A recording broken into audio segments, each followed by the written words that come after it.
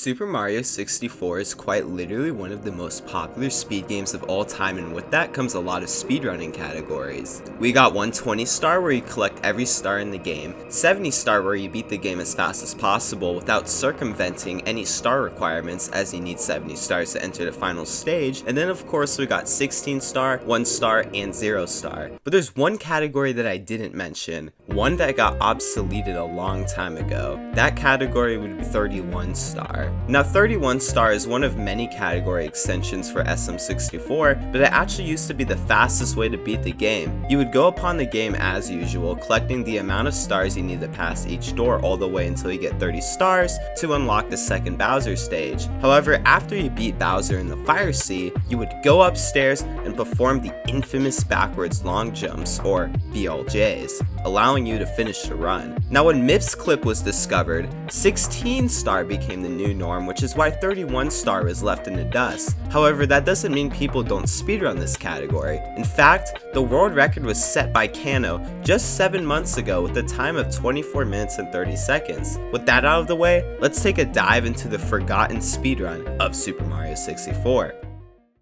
Now Kano starts off by entering Bowser in the Dark World to do the red coin star. He uses this fancy BLJ, also known as LBLJ, to access this area early. After that, Kano makes his way to Womps where he collects every single star. Obviously we will see him take advantage of tricks such as Cannonless or even Owlless, but overall he pulls off every star without much error. Once he gets out of Womps, he goes to Princess Peach's slide, and then after that he goes to Princess Peach's slide. Kano gets the wing cap star here as well as the wing cap itself, and 11 stars in, finally enters the very first stage you're supposed to do, that being Bomb on Battlefield. He pulls off Bomb Clip here, and then uses this slope as well as the wing cap to do a fancy triple jump onto this island with the star. After that he enters Cool Cool Mountain and gets this star on the side of the mountain. The star you get from going down this slide, and by going down the slide I mean just dropping all the way to the fucking finish line.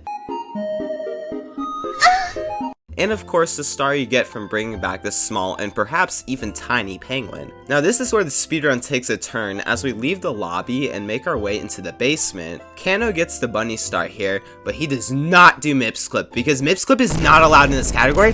Oh, you want to do Mip's clip? How about you do some 16 star, or better yet, do some grass touching? Anyways, Kano makes his way to Shifting Sandland where he pulls off this hard clip into the pyramid, also known as Pillarless, followed by stealing this star from the bird and then getting this quick star on the pyramid. Now Kano gets a lot of stars in Lethal Lava Land, 6 of them to be exact. He collects all the stars except for the 100 coin one and uses tricks such as burning yourself on this lava waterfall. After that, he makes his way over to Hazy Mazy Cave where he gets this star by doing a trick called triple box jump, and then he gets this quick star, and finally he gets a star near the boulders. Oh yeah, he also talks to this bitch for a star, and even likes the video and subscribes to Anto. Now we arrive at the moment we have all been waiting for. 30 stars have been collected. What will be the 31st? Well, it's actually just this star on top of the ship in Dire Dire Docks. But the run doesn't end here. He masterfully traverses his way through the Fire Sea, kills off Bowser again, and then makes his way to the BLJs. Unfortunately, he loses a little over 10 seconds to some unlucky BLJs, but BLJs weren't the final part of the run.